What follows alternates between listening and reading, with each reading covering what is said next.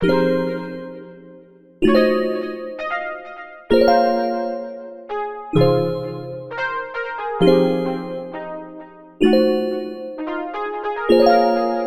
everybody, so today I'm here to update you guys on my health or whatnot. I know lately I've been putting up posts about me having surgery or me being sick or me not feeling good, and you know how some people have been asking.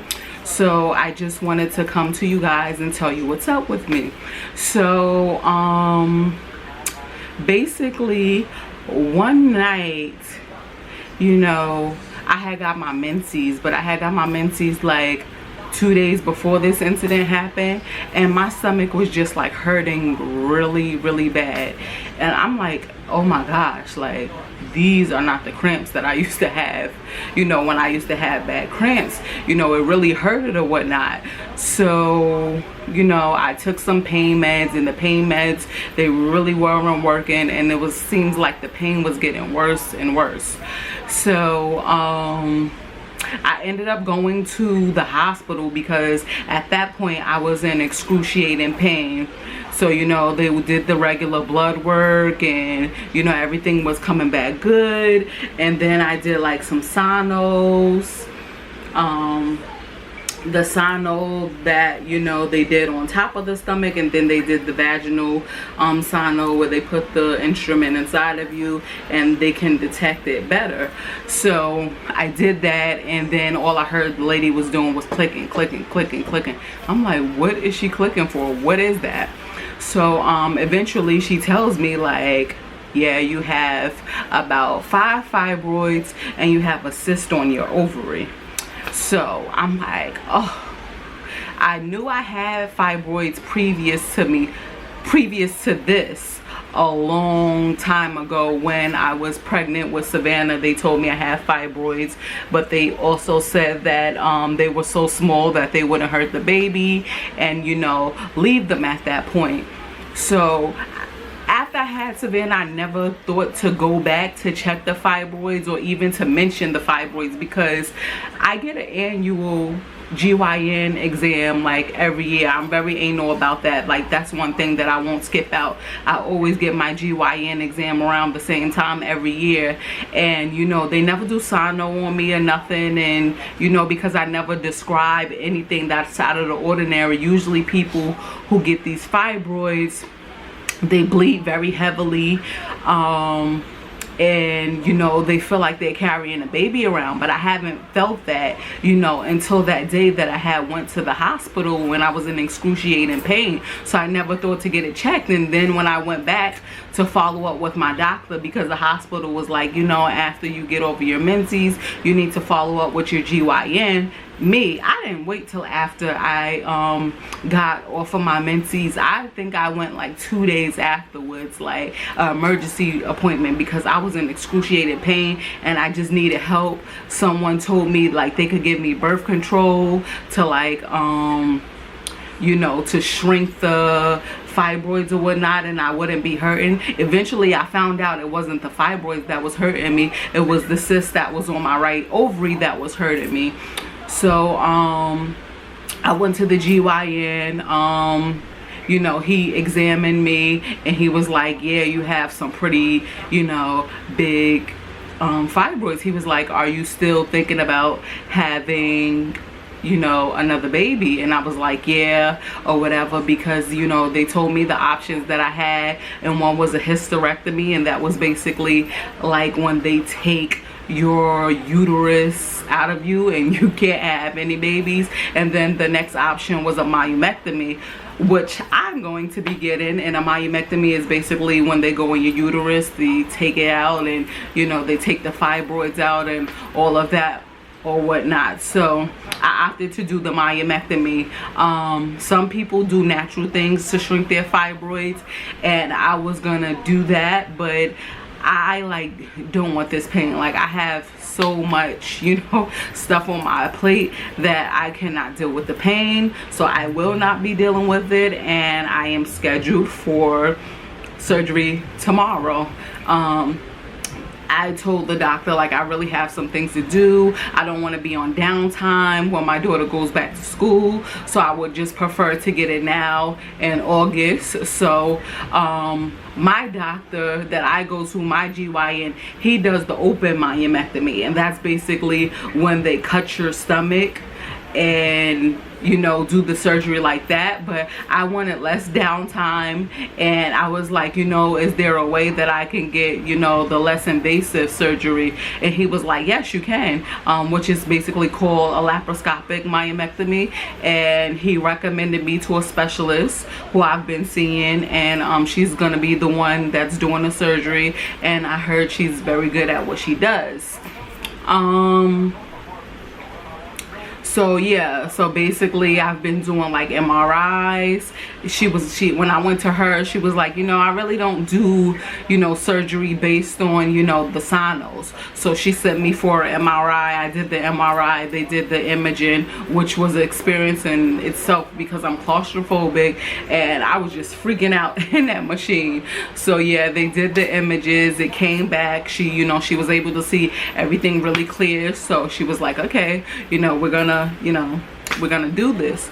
So yeah, that's basically where I'm at with these fibroids. I have, like I was saying, I have about 5 or 6, and they range to like a small rock, and one is like the size of my fist. Like some days when you see my stomach will be really huge, and that's the fibroids in my stomach. And it's just like, I'm like so over it, and I did not detect them. And by going to the GYN, it had to take for me to hurt, you know, for me to realize that I had these fibroids and I had a cyst. So the fibroids are not good for if you're looking to, you know, get pregnant and carry a child, because, you know, you have the uterus and you have the fibroids on the uterus around. Some fibroids grow in the uterus, and if you have a baby in there, a baby has like no space to grow because there's all of these growths on your uterus,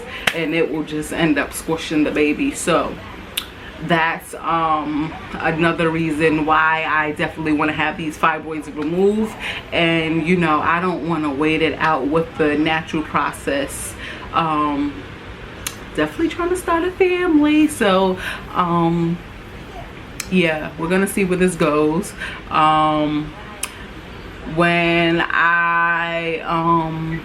After I went to the doctor to do the myomectomy, she sent me to I got pre-tested. They did blood work, I did urine work, I did a few EKGs, and, you know, everything came back. No, I didn't do an EKG at first.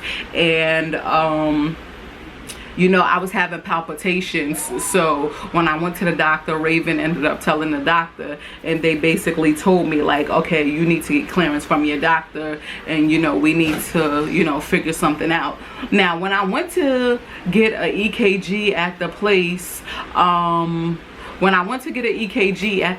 that I went to, the woman didn't do my EKG right. I get an EKG as well every year when I go to see my primary care doctor. You know, they tell you to take off your bra, they put the electrodes on you, and they put some under your breast. She didn't do it like that, so it came back abnormal. So that's why she told me, oh, you need clearance from your doctor. And I was like, oh my gosh, like, this is just Monday before my surgery, and I'm having my surgery on Friday.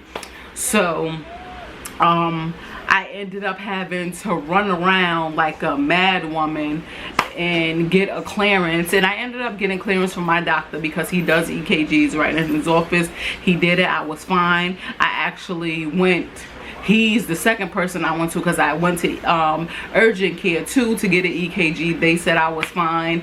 And yeah, so I got cleared, and I'm having surgery tomorrow. So they gave me the packets and whatnot and everything about you know, how the surgery is gonna go, the anesthesia, and all of that type of stuff. They also gave me like Ensure. So they gave me 2 Ensures. So one is an Ensure pre-surgery, drink, and this one I'm going to do the day of surgery, 2 hours before. So, and it looks like this, and she just labeled it like 2 hours before the day of the surgery, and that's how that one looks. And then they gave me another Ensure. This just says Ensure Clear, and this is how this one looks. So this one is for the night before the surgery, and it says to take with 8 ounces of water. So what they also gave me, you know, was some packets to read through, and a bunch of other stuff. They also gave me, Savannah passed me my bag, by the way. No, I'm just telling them you passed me this bag. They also gave me some special soap, and it comes with like in a sponge or whatever.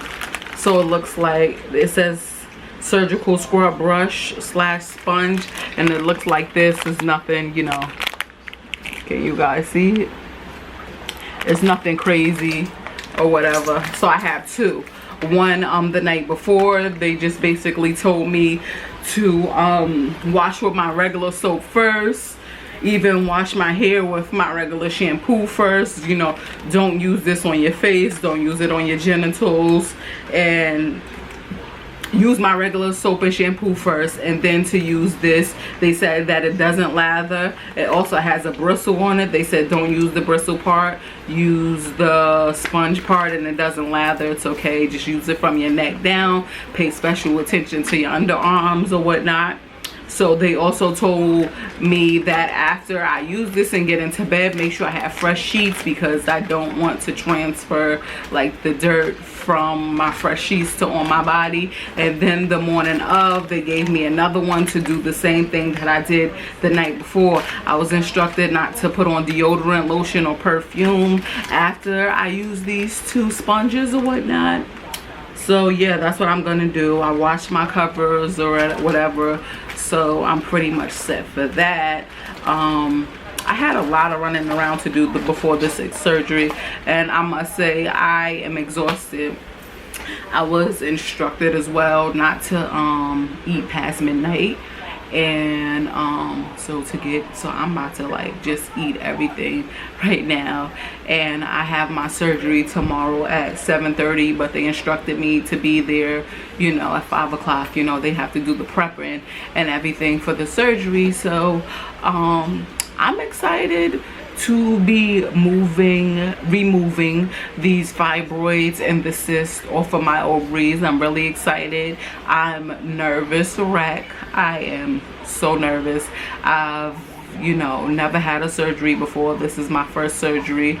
But I just want to be healthy, and you know, this was a must do, because you know, I don't want to be carrying a baby with fibroids in me. And honestly, like, even if I was to do it the natural way to shrink my fibroids, when you get pregnant, because you have so much, you know, hormones in your body, they get bigger. So you know, they could shrink for the moment, but then when I get pregnant, you know, they get bigger, and then here I am miscarrying, you know, a baby. So you know, I don't want that to happen.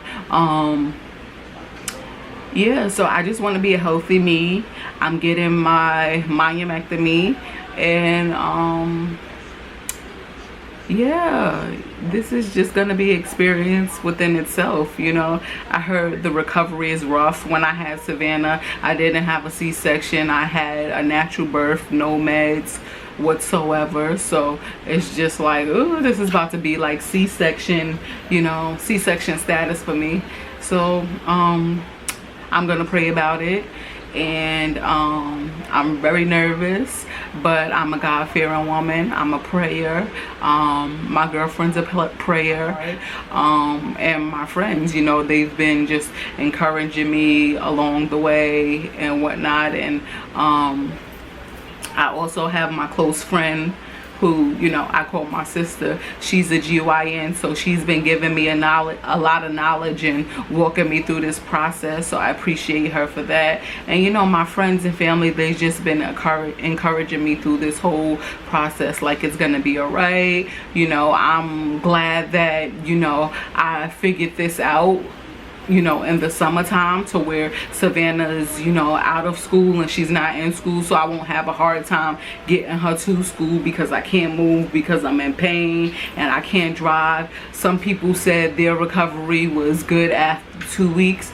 Some people said their recovery was good after 3 weeks. Some people said a month.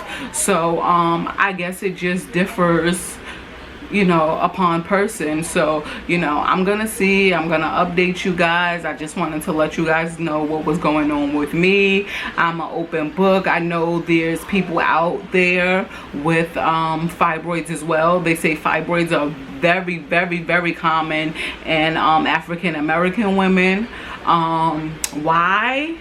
I don't really know why, but my guess is because of the food we eat and the products we use and things of that sort, you know, such as perms and the stuff that we put in our hair and the stuff that we use on our body. Like, these type of things are, you know, we don't realize, but the day-to-day, the stuff that you put in your body and using it affects your health sometimes. So I believe that's why, you know, African American women are at higher risk with fibroids. You know, I could be wrong, but you know, like I said, that's just, you know, what I think.